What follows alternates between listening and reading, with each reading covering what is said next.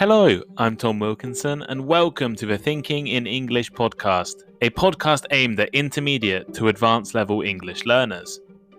Have you ever thought about names? In different countries and in different cultures, names can vary considerably. In fact, some places even ban or regulate the names parents can give to their children. So, on this episode of Thinking in English, let's have a look at some of these illegal names and try to understand why some countries regulate babies' names. But first, why not follow the Thinking in English Instagram page, Thinking in English podcast, or the link is in the description. It's full of great vocabulary content, and you definitely should also check out my blog, thinkinginenglish.blog, for all of the transcripts for the podcasts and some extra bonus content. Here is today's vocabulary list. As always, the written list is available in the description of the podcast and also on my blog, thinkinginenglish.blog. Convention. Convention. A convention is a usual or acceptable way of behaving, and it often follows an old way of thinking or a custom in one particular society. As in many countries, it is the convention to wear black at funerals. Combination. Combination. A combination is a result of two or more things joining together. For example, new technology works well when used in combination with traditional classroom teaching. Composite. Composite. Something that is made of various different parts. For instance, the main character in her novel is a composite of several famous politicians. To regulate. To regulate. To control an activity or process by rules or a system. As in, their parents regulate how much TV the children can watch. To justify. To justify. To give or to be a good reason for something. As in, I can't justify taking another day off work. Offensive. Offensive.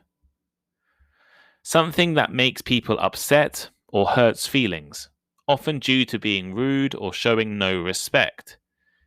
For example, the program contains language that some viewers might find offensive. To discourage. To discourage. To prevent or try to prevent something happening or someone from doing something, by making things difficult or unpleasant, or by showing disapproval. For instance, the government is trying to discourage people from smoking. Unconventional. Unconventional.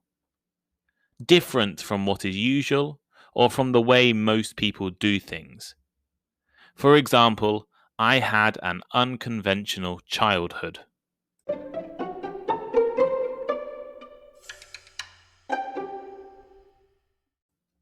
The International Covenant of Civil and Political Rights, or the ICCPR for short, is one of the most important human rights documents, and it is agreed upon by every member of the United Nations. Among the many fundamental human rights guaranteed by the document, Article 24 states that every child shall have a name. You might not have thought about this before, but you have the fundamental right to have a name, and everyone does. Just like the freedom of speech, the freedom of assembly, the right to live and work, a person must also have the right to a name.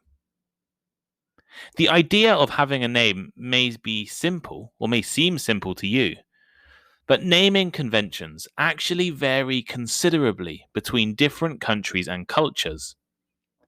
In Western Europe and North American societies, most people have a given name.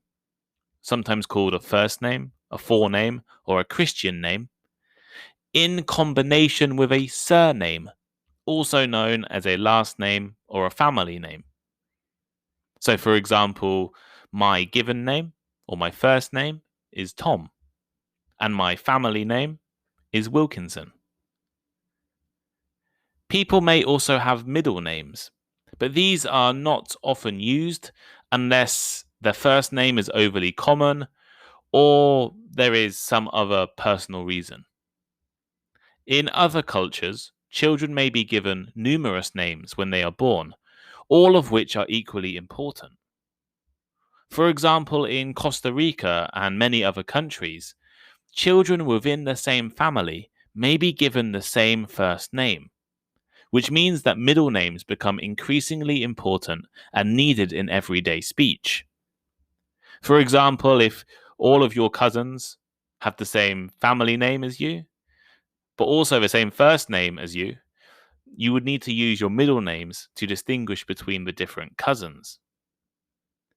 The dominant naming convention in Arabic culture connects a person's given name with a chain of other names, starting with their father's name, and then their father's father's name, and so on until reaching the original family name. For this reason, some Arabic people's official name is incredibly long. In places like Portugal and Spain, most people actually have 2 first names and 2 surnames, which come from their mother's and their father's family names, respectively. In parts of Nigeria, children will be given 3 names: a personal name, a praise name, which reflects the hopes of the parents for their child's life, and a family name. In Bali, children may be named depending on the order of their birth, like Komang for the third born child. And surnames are not actually used in formal documents. Iceland has some of the most unique naming conventions in the West. The Icelandic surname is a composite of a parent's first name, usually the father's, followed by either the addition of son if they are a man or dotter if they are a woman. So, for example, a man called Bjorn Johnson could name his son Hathor Bjornsson. So, Bjorn would name his son Bjornsson. If I was Icelandic, which I'm not, but if I was Icelandic, my son's surname would be Thomson. And also in Iceland, the son will tend to be addressed by his first name most of the time. In fact, the telephone directory in Iceland is unique, as it is organized by first name and uses professions to help distinguish between people of the same name, because there are quite a lot in Iceland. While in some parts of the world names are permanent, in other regions they can change throughout life. People may be renamed for reaching certain life events, such as reaching adulthood or converting religions, or for other reasons.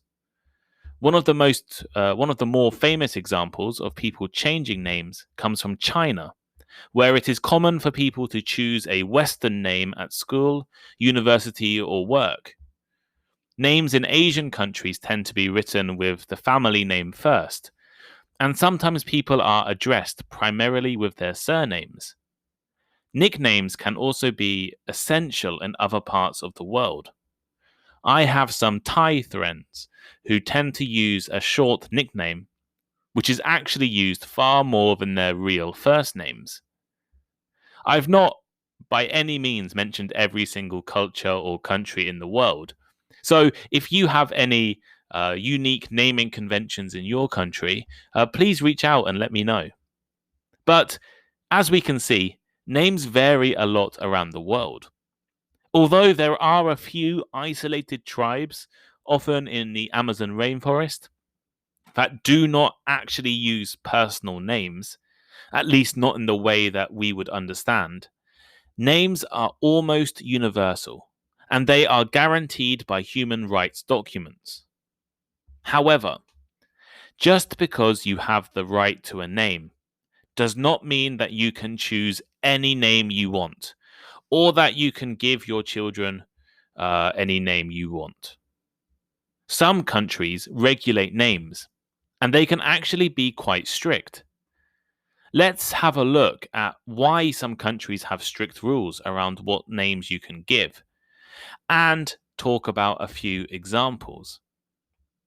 So, one of the most famous examples of an illegal name from the last decade comes from Iceland. In fact, Iceland has some of the strictest rules regarding names in the entire world. Parents must choose a name from a list of 1,853 female names or 1,712 male names, or they have to seek special governmental permission. Now, that might seem like a lot of names to you if you don't know, but compare it with the UK, where in 2018 alone, there were 62,000 different names registered. The famous Icelandic case focused on a 15-year-old girl called Blair. Blair, which means light breeze, is considered to be a male name and is therefore officially banned for females in her country. Therefore, for her entire childhood, she had no official name on any government documents like her passport, and instead was simply referred to as girl. Imagine that. Your name is illegal, so you're just referred to as girl or boy. Although she eventually won a court case to keep her name, it demonstrated how strict some countries' rules for names can be. So why do some countries regulate names? Well, in the case of Iceland, it is justified due to certain rules of grammar and gender, and also from saving the child from embarrassment. Moreover, it is also common for the government to insist that a child's name be possible to write in Icelandic. Iceland is not alone, however. Places like New Zealand, Germany, Spain, Portugal, Denmark, Norway, Sweden, Morocco, Japan, and Malaysia all have baby naming laws. In Scandinavian democracies like Sweden and Norway, these rules are designed to protect the child's well-being and reputation. In simple terms, to stop parents from giving their children offensive or embarrassing names. Japanese local authorities are allowed to reject names if they consider that name to be inappropriate. So, for example, in 1993, the name Akuma, meaning devil, was rejected. Germany prevented a Turkish family from naming their child Osama bin Laden for similar child welfare reasons. Germany also bans names that do not have a clear gender or could also be a surname. Now, this is very different from English-speaking countries, where people often have first names that could be surnames, and surnames that could be first names. The British actor Joe Thomas and the TV presenter Jason Mohammed are both examples. With Jason Mohammed, his first name, Jason, could be a first name or a surname, and his surname, Mohammed, could be a first name or a surname. Other countries also limit names, but for less commendable reasons. Morocco famously banned ethnic Berber names for many years, while Algeria still limits Berbers to a choice of only 300 names. In the past, Turkey banned Kurdish names and names using non-Turkish grammar, like the Armenian suffix "ian." Post-revolution Iran banned Western names and discouraged traditional Persian names as they were considered un-Islamic. China bans names including Muhammad or Islam in its Xinjiang region. However, it is important to mention that some places in the world are actually getting more liberal in their naming policies. Tunisia, for example, ended a ban on foreign names last year. Turkey stopped their policies about 20 years ago, and Israel stopped giving new immigrants Hebrew names in the 1990s. Another big factor contributing to name regulation is technology. Some government databases cannot handle long names or names using foreign characters. And this has been the case in New Zealand, China, Japan, Lithuania, and Poland. Even in the US, where many weird names are permitted, computer technology has stopped people from using diacritics. A diacritic is the accent above a vowel in a name like Jose. Other well-known examples of band names include Metallica, Superman, Veranda, IKEA, and Elvis, which were all blocked in Sweden, Matti and Adolf Hitler in Germany, the @ symbol, like you in your email address, which was banned in China, V8 written as the letter V and the number 8, an asterisk, the symbol asterisk, fifth, 5 with a TH next to it, anal, Tallulah does the hula from Hawaii, and Christ, which were all banned in New Zealand. On the other hand, the US and the UK tend to have much more liberal naming conventions. And I was actually surprised to find out that other countries restrict names. In the USA, parents sometimes see the right to give any name as an important expression of their freedom of speech.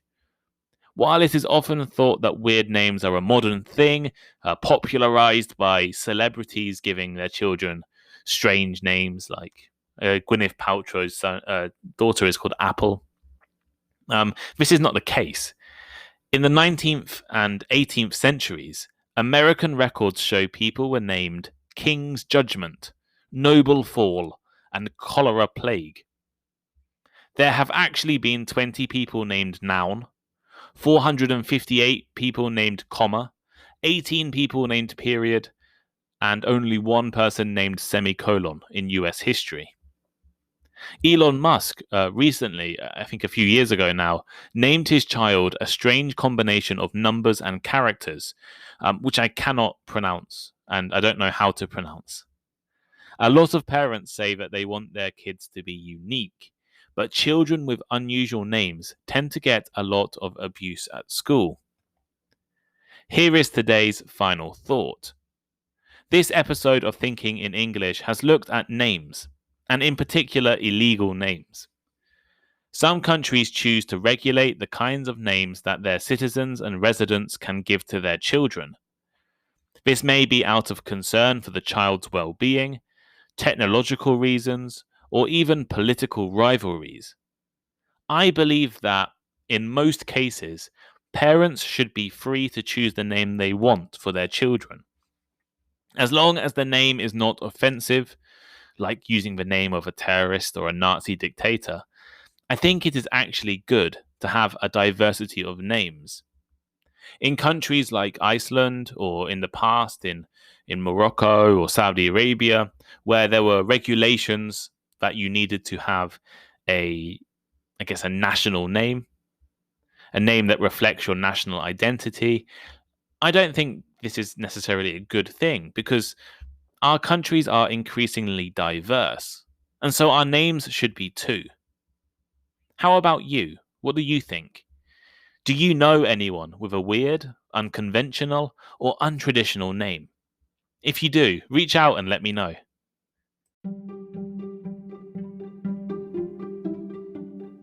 Thank you for listening to today's episode. If you enjoyed it, please leave a review or rating, recommend it to your friends, or let me know on Instagram. My Instagram is Thinking in English Podcast. The link should be in the description. And make sure you check out the Thinking in English blog. I love hearing from listeners, and I really appreciate all of the messages I have received over the past few months. Feel free to send me a message, or give me some advice, or recommend a topic. Have a great day, and I'll see you next time.